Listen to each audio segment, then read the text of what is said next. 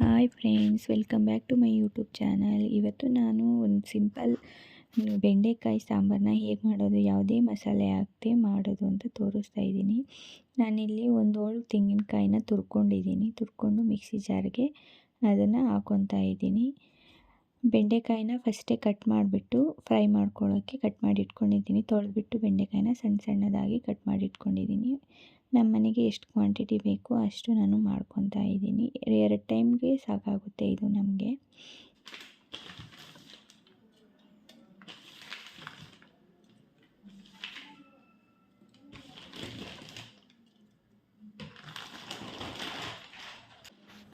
ಈಗ ಒಂದು 4 ಈರುಳ್ಳಿ ತೊಗೊಂಡಿದ್ದೀನಿ. ಈರುಳ್ಳಿನ ದಪ್ಪದಾಗೆ ಹೆಚ್ಕೊಳ್ಳಿ, ಸಿಪ್ಪೆ ಬಿಡಿಸ್ಬಿಟ್ಟು ದಪ್ಪದಾಗಿ ಹೆಚ್ಕೊಳ್ಳಿ. ರುಬ್ಬಕ್ಕೆ ಹಾಕ್ಕೊಬೇಕು ಈರುಳ್ಳಿನ.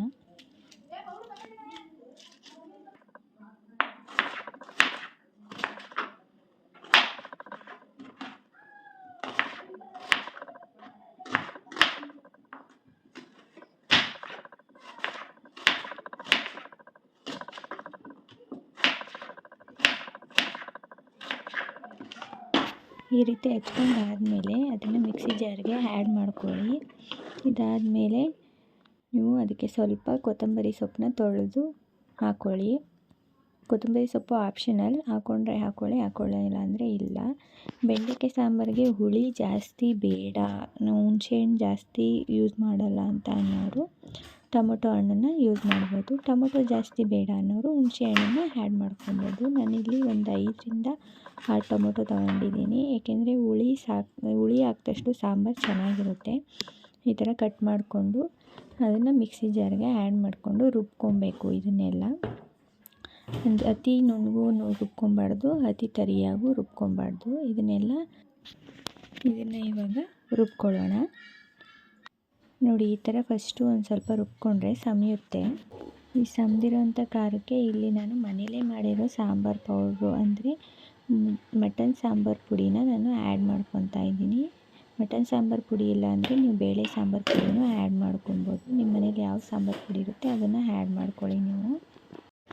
ನೋಡಿ, ಈ ಥರ ರುಬ್ಕೊಂಡು ಬಂದಿದ್ದೀನಿ. ಇದಾದಮೇಲೆ ನೆಕ್ಸ್ಟು ಸ್ಟವ್ ಮೇಲೆ ಒಂದು ಪಾತ್ರೆನ ಇಟ್ಕೊಳ್ಳಿ.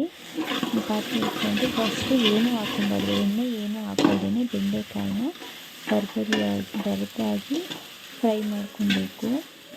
ಏಕೆಂದರೆ ಅದು ಲೋಳಿ ಇರೋದ್ರಿಂದ ಲೋಳಿ ಎಲ್ಲ ಹೋಗುತ್ತೆ, ಒಂಥರ ಇದ್ರ ಥರ ಇರುತ್ತೆ. ಆ ಲೋಳಿ ಹೋಗೋ ತನಕ ಚೆನ್ನಾಗಿ ಫ್ರೈ ಮಾಡ್ಕೊಬೇಕು. ಬರಿಯಾಗೆ ಚೆನ್ನಾಗಿ ಫ್ರೈ ಮಾಡಿಕೊಂಡು ಈ ಥರ ಲೋಳಿ ಎಲ್ಲ ಒಂದಕ್ಕೊಂದು ಅಂಟಬಾರ್ದು, ಆ ಥರ ಫ್ರೈ ಮಾಡ್ಕೊಬೇಕು. ಏನು ಹಾಕ್ಕೊಬಾರ್ದು, ಬರೀ ಒಂದು ಪಾತ್ರೆಯಲ್ಲಿ ಬೆಂಡೆಕಾಯಿ ಹಾಕಿ ಹುರ್ಕೊಬೇಕು. ಅಷ್ಟೇ, ಚೆನ್ನಾಗಿ ಹುರ್ಕೊಬೇಕು.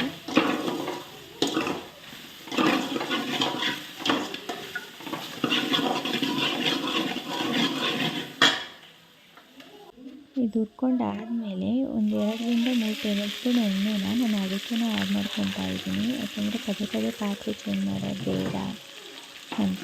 ಅದಕ್ಕೇ ಒಂದು 2ರಿಂದ 3 ಟೇಬಲ್ ಸ್ಪೂನಷ್ಟು ಎಣ್ಣೆನ ಹಾಕ್ಕೊಂಡು ಎಣ್ಣೆಲಿ ಚೆನ್ನಾಗಿ ಫ್ರೈ ಮಾಡ್ಕೊತಾ ಇದ್ದೀನಿ.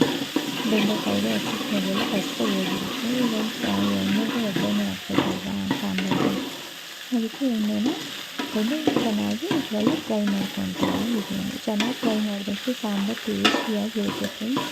ಚೆನ್ನಾಗಿ ಫ್ರೈ ಮಾಡಬೇಕು ಅಷ್ಟೇ. ಫ್ರೈ ಮಾಡೋದ್ರಿಂದ ಸಾಂಬಾರು ಚೆನ್ನಾಗಾಗುತ್ತೆ ಮತ್ತು ಲೋಳಿ ಥರ ಸಾಂಬಾರು ಇರೋದಿಲ್ಲ.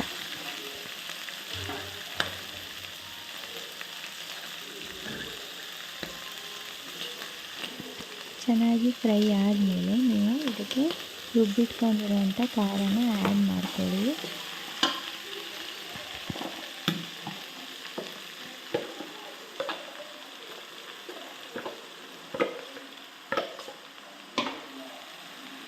ಆ್ಯಡ್ ಮಾಡಾದಮೇಲೆ ಜಾರಿಗೆ ಸ್ವಲ್ಪ ನೀರು ಹಾಕ್ಕೊಂಡು ಅದನ್ನು ಇದಕ್ಕೆ ಹಾಕ್ಕೊಳ್ಳಿ. ಜಾರಲ್ಲಿ ಇನ್ನೂ ಸ್ವಲ್ಪ ಖಾರ ಇರುತ್ತೆ ಅಲ್ವಾ, ಅದಕ್ಕೆ ನೀರು ಆ್ಯಡ್ ಮಾಡಿಕೊಂಡು ಇದಕ್ಕೆ ಹಾಕ್ಕೊಳ್ಳಿ. ನಿಮಗೆ ಸಾಂಬಾರು ಯಾವ ಕನ್ಸಿಸ್ಟೆನ್ಸಿಲಿ ಬೇಕು ಅಂತ ನೋಡ್ಕೊಂಡು ಈಗೊಂದು ಸ್ವಲ್ಪ ನೋಡ್ಕೊಳ್ಳಿ, ಎಲ್ಲ ಮಿಕ್ಸ್ ಮಾಡ್ಕೊಳ್ಳಿ. ಸ್ವಲ್ಪ ಖಾರ ಬೆಂಡೆಕಾಯಿಗೂ ಹಿಡಿಬೇಕಲ್ವಾ ಬೇಯೋ ತನಕ, ಅದಕ್ಕೆ ಇಟ್ಕೊಳ್ಳಿ.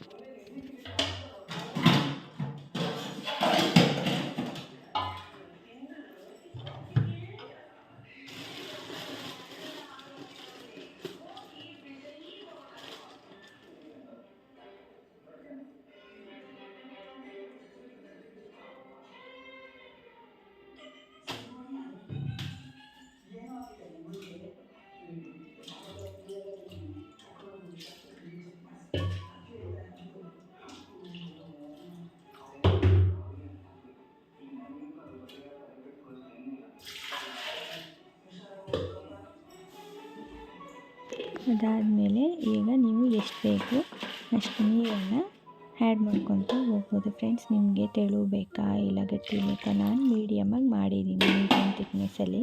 ನಿಮ್ಗೆ ಯಾವ ಥರ ತಿಕ್ನೆಸ್ ಬೇಕು ಆ ಥರ ನೀವು ಸಾಂಬಾರನ್ನ ಮಾಡ್ಕೊಬೋದು.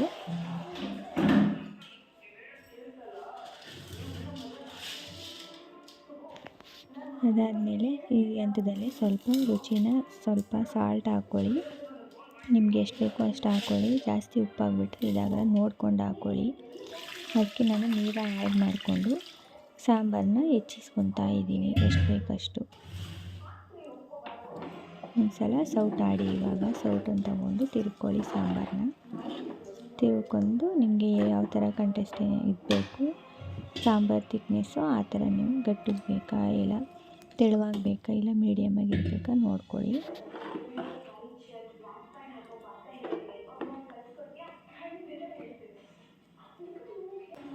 ಸಾಂಬಾರೆಲ್ಲ ಇದಾದಮೇಲೆ ಹುಣಸೆಹಣ್ಣು ಹುಳಿನ ಸ್ವಲ್ಪ ಕಲಿಸ್ಕೊಂಡಿದ್ದೆ.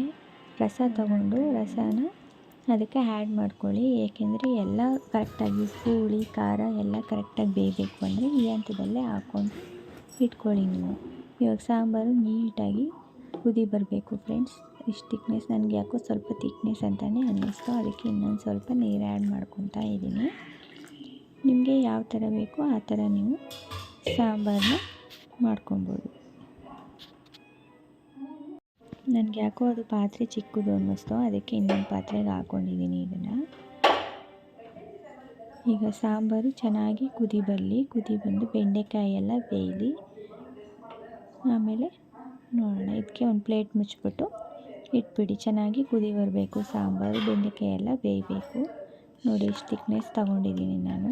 ನಿಮಗೆ ಎಷ್ಟು ಬೇಕೋ ಅಷ್ಟು ತೊಗೊಳ್ಳಿ. ಏಕೆಂದರೆ ಇಷ್ಟು ಇರಬೇಕು ನನ್ನ ಪ್ರಕಾರ. ಇನ್ನು ನೀರು ಬಿಟ್ಕೊಳ್ಳುತ್ತೆ ಬೆಂಡೆಕಾಯಿ ಸಾಂಬಾರೇನು ಅಷ್ಟು ಗಟ್ಟಿಯಾಗಿರಲ್ಲ, ನೀರು ಬಿಟ್ಕೊಂಡ್ಬಿಡುತ್ತೆ. ನೀವು ನೋಡಿಕೊಂಡು ಯಾವ ಥರ ಇರಬೇಕು ಅಷ್ಟಕ್ಕೆ ಗಟ್ಟಿಯಾಗಿ ಇರಲಿ ಫ್ರೆಂಡ್ಸ್ ಸ್ವಲ್ಪ. ಏಕೆಂದರೆ ನೀರು ಬಿಟ್ಕೊಂಡ್ಬಿಟ್ರೆ ಸಾಂಬಾರು ಟೇಸ್ಟ್ ಯಾವುದೇ ಮಸಾಲೆ ಏನು ಹಾಕೋದು ಬೇಕಾಗಿಲ್ಲ. ಈಗ ಪ್ಲೇಟ್ನ ಮುಚ್ಚಿಬಿಟ್ಟು ಚೆನ್ನಾಗಿ ಕುದಿ ಬರಲಿ. ನೋಡಿ ಫ್ರೆಂಡ್ಸ್ ಯಾವ ಥರ ಕುದಿ ಬಂದಿದೆ, ಘಮ ಘಮ ಅಂತ ಇದೆ. ಇನ್ನು ಚೆನ್ನಾಗಿ ಬೆಂದು ಸ್ವಲ್ಪ ಗಟ್ಟಿ ಆಗಬೇಕು ಸಾಂಬಾರು. Thank you friends. ಬೆಂಡೆಕಾಯಿ ಎಲ್ಲ ಬೆಂದು ಸಾಂಬಾರು ಟೇಸ್ಟಿಯಾಗಿ ಹುಳಿ ಖಾರವಾಗಿ ಚೆನ್ನಾಗಿರುತ್ತೆ. ನೀವು ಒಂದ್ಸಲ ಟ್ರೈ ಮಾಡಿ. ಹಾಗೆ ನನ್ನ ಚಾನಲ್ನ ಸಬ್ಸ್ಕ್ರೈಬ್ ಮಾಡಿ, ಲೈಕ್ ಮಾಡಿ ಆ್ಯಂಡ್ ಶೇರ್ ಮಾಡಿ friends. Thank you so much.